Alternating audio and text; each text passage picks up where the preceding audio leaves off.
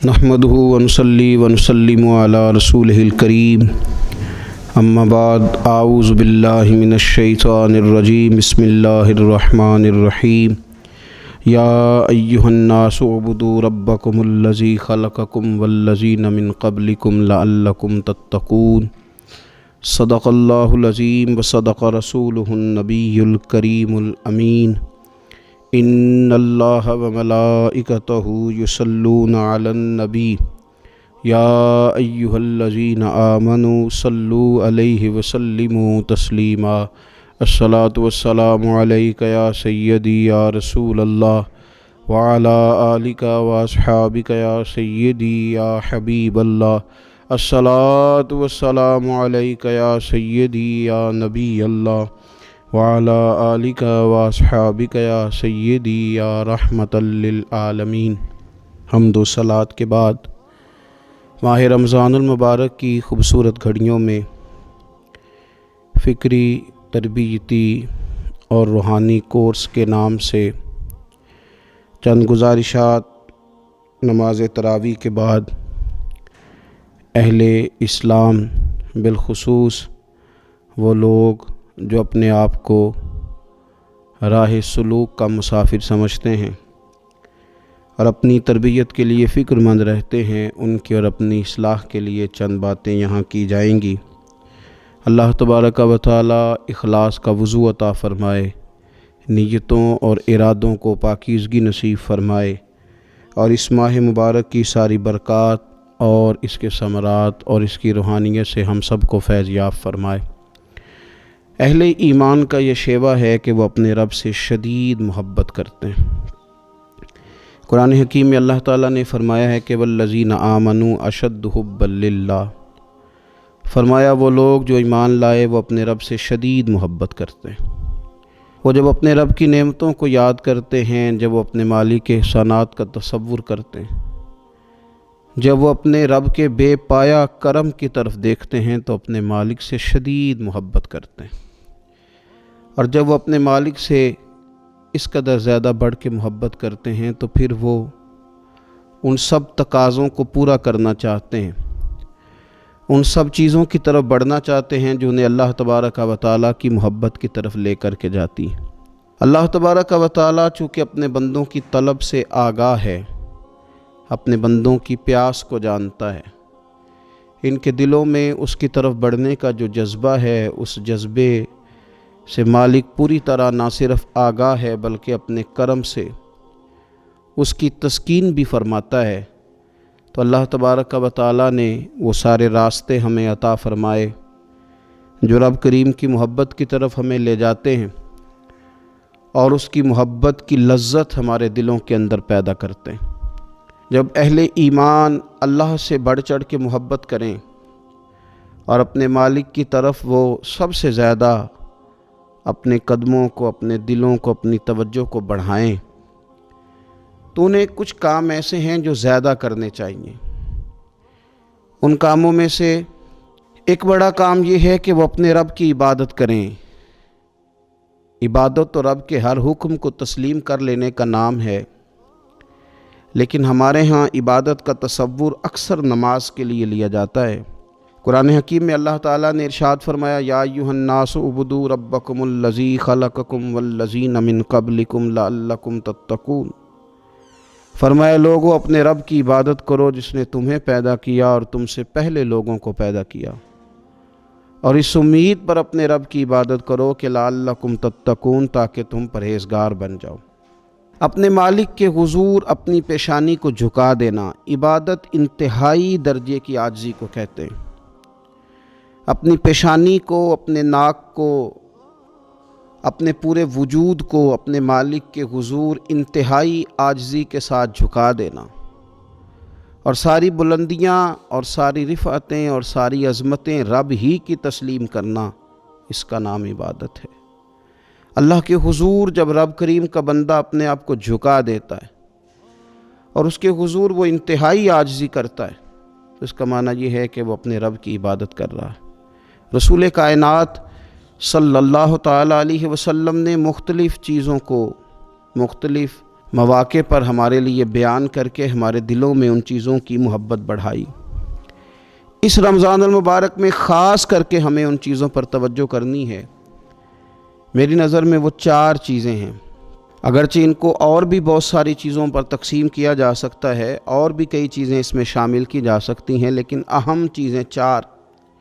ایک تو نماز کا پڑھنا، نوافل کا پڑھنا، رات کو قیام کرنا، سحری کے لیے تو اٹھنا ہی ہے، تو اٹھتے وقت تہجد کی نماز کو اہمیت دینا، نماز تراویح کو ذرا شوق کے ساتھ ادا کرنا، نفل کا قیام کرنا، عبادت کے لیے اپنے آپ کو تیار کرنا، اور دوسرے نمبر پر قرآن حکیم کی تلاوت کو ذوق شوق کے ساتھ کرنا، اپنا محبت کا، پیار کا رشتہ قرآن پاک کے ساتھ مضبوط کرنا، اور تیسرا کثرت کے ساتھ استغفار پڑھنا، اپنے مالک سے اپنے گناہوں کی معافی مانگنا، آئندہ گناہ نہ کرنے کا عہد کرنا، اور چوتھا دعائیں مانگنا۔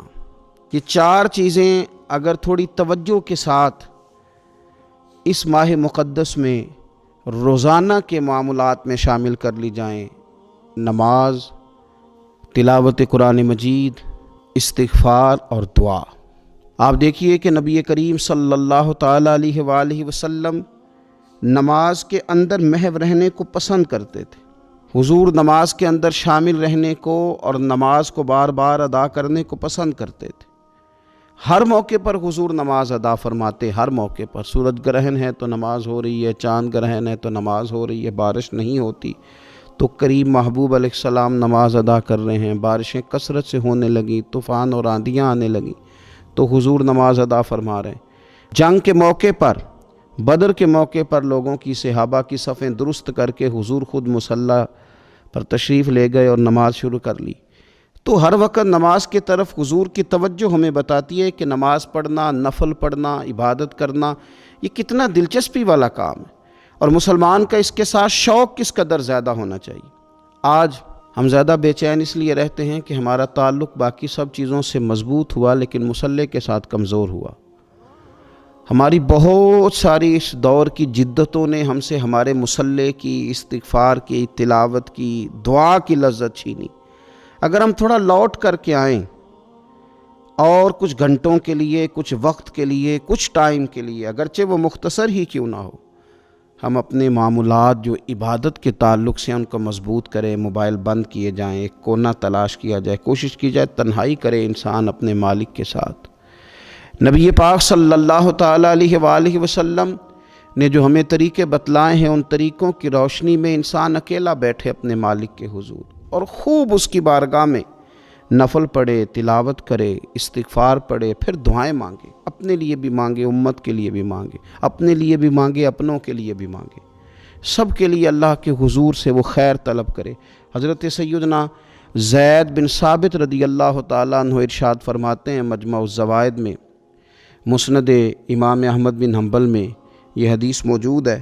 آپ فرماتے ہیں کہ میں نبی پاک صلی اللہ تعالیٰ علیہ وسلم کے ساتھ اکثر نماز کے لیے جایا کرتا تھا، تو میں انفرادی انداز دیکھتا نبی پاک صلی اللہ تعالیٰ علیہ وسلم کا کہ حضور جب نماز کے لیے چلتے تو چھوٹے چھوٹے قدموں کے ساتھ چلتے۔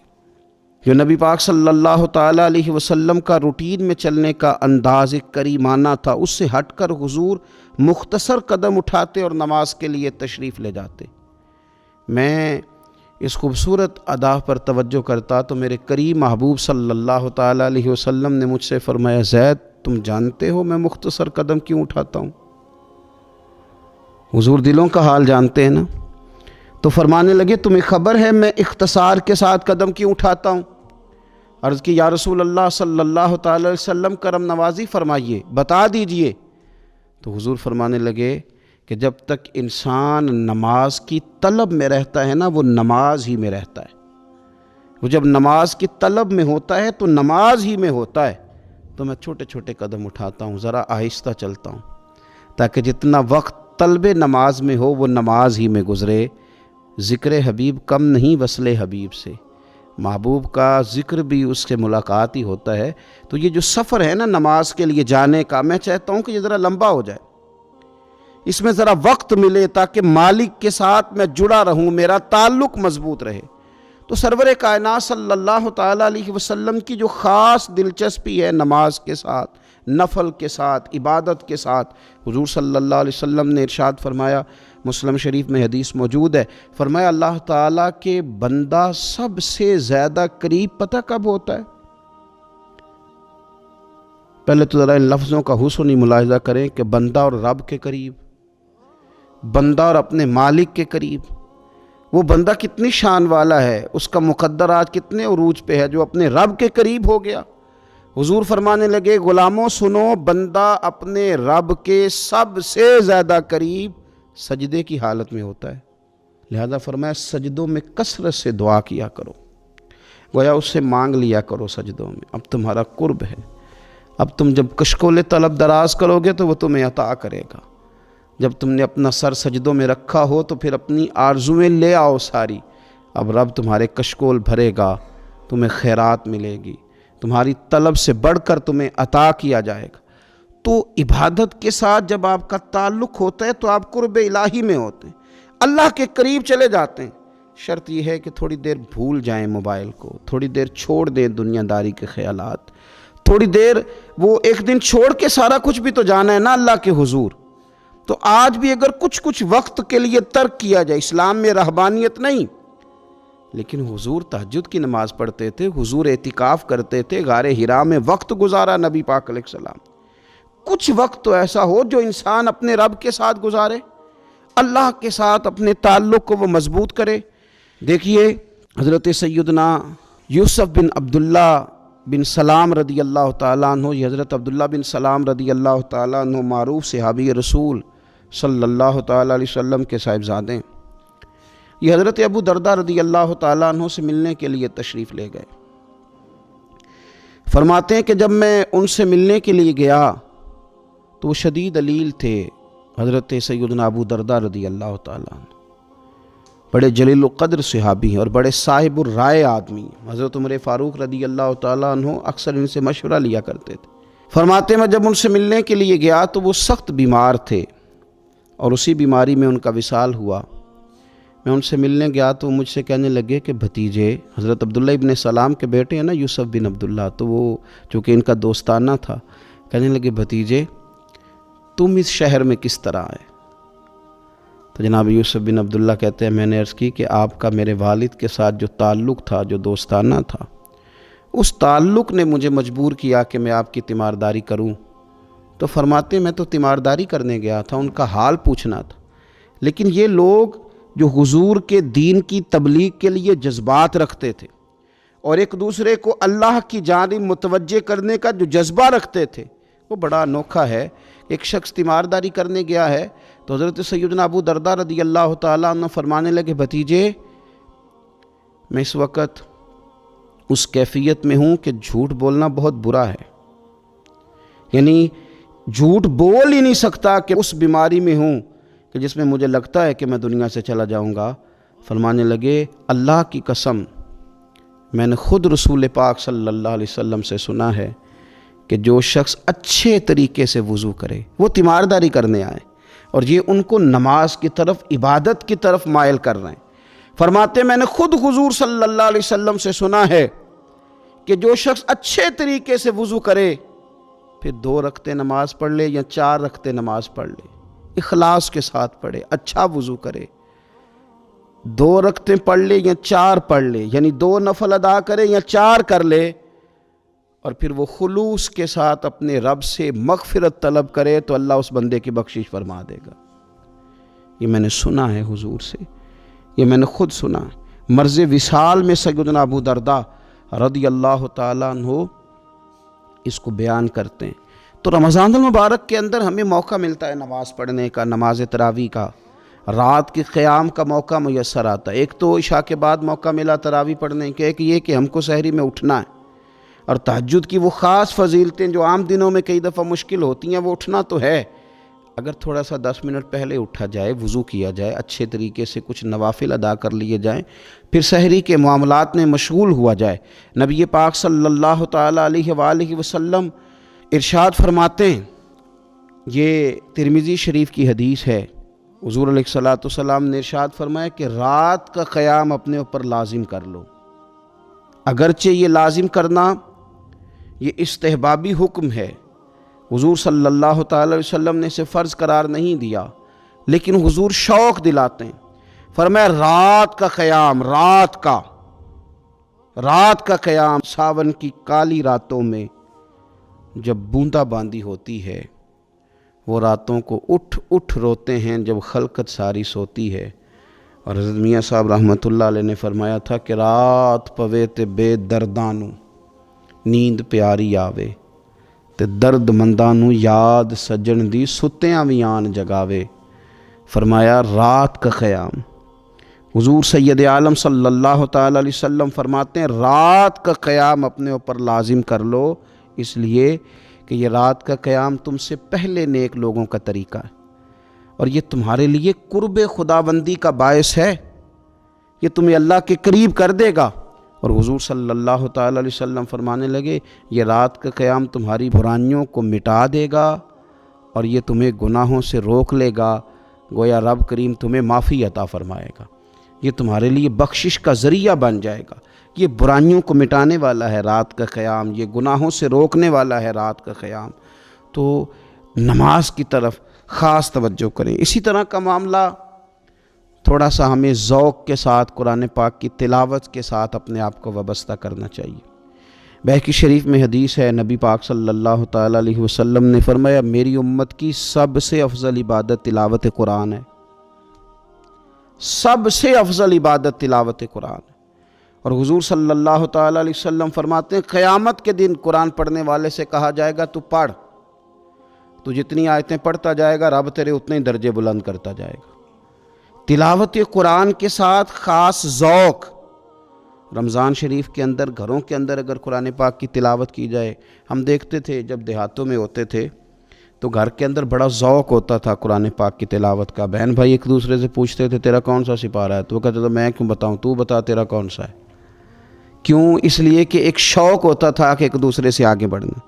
تو نبی پاک صلی اللہ تعالی علیہ وسلم نے فرمایا دنیا میں قرآن مجید پڑھتا تھا، اس سے قیامت کے دن بھی کہا جائے گا کہ اب تو پڑھنا، تو وہ جتنی آیات پڑھے گا رب اس کے اتنے درجے بلند کرے گا۔ تو رمضان شریف کے اندر خاص ذوق قرآن مجید کی تلاوت کا۔ پھر اسی طرح کا معاملہ استغفار کے ساتھ، نفل پڑھے جائیں، تلاوت کی جائے، اور پھر استغفار کثرت سے پڑھا جائے، استغفار کثرت سے پڑھا جائے۔ نبی پاک صلی اللہ تعالی علیہ وسلم کا محبوب وظیفہ استغفار پڑھنا، اللہ کے حضور توجہ کرنا، توبہ کرنا۔ حضور تو معصوم ہے، نبی پاک تو معصوم عن الخطا، حضور سے تو معاذ اللہ کوئی گناہ سرزد ہوتا ہی نہیں۔ اور انبیاء کے بارے میں جو کوئی ایسے نظریات رکھے وہ گمراہ ہے، لیکن حضور صلی اللہ تعالی علیہ وسلم نے فرمایا لوگو، یہ بخاری مسلم میں حدیث ہے، فرمایا لوگو اللہ تبارک و تعالیٰ کی بارگاہ میں توبہ کرو، بخشش طلب کرو۔ حضور فرماتے ہیں میں دن میں 100 مرتبہ اپنے رب کی بارگاہ میں توبہ کرتا ہوں۔ حضور تو معصوم ہے۔ یہ توبہ کس لیے ہے؟